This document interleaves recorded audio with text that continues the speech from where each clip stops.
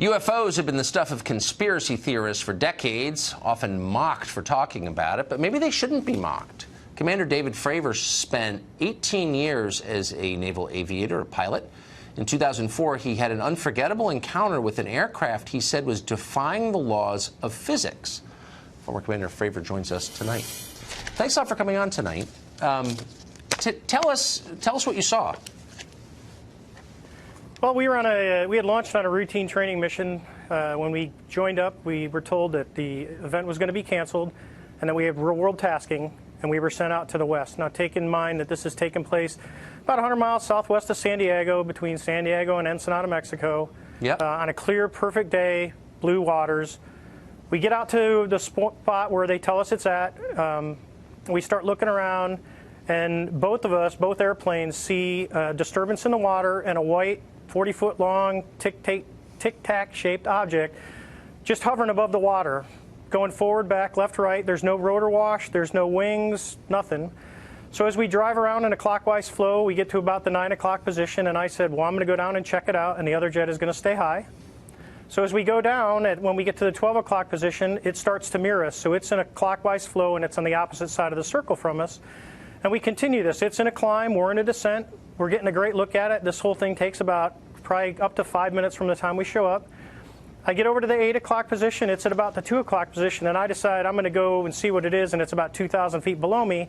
And I cut across the circle, and as I get within about a half mile of it, it rapidly accelerates to the south in about 2 seconds and disappears. What would you estimate the speed? Oh, well above supersonic. It like a bullet out of a gun, it took off. So from what you know about aerodynamics, mechanics, physics, should this be possible, what you saw? Not with the technology that we have today. Not at all. Even now, even 13 years later, is there anything that you know of capable of this kind of behavior? No, there's nothing I know of. I mean, when we saw the video with the IR, it has no exhaust, no discernible things of anything form of propulsion.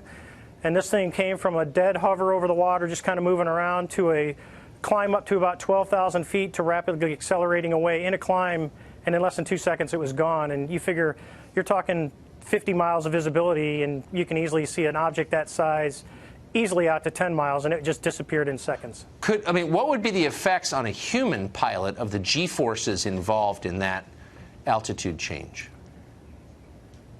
Well, the altitude wouldn't be bad. It would be the acceleration of the object. That's right.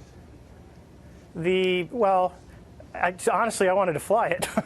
Yeah, but, I bet. Talking to some physicists, they don't think the human body could handle that kind of force with that acceleration. It doesn't sound like the human body could. So bottom line, what do you think this was?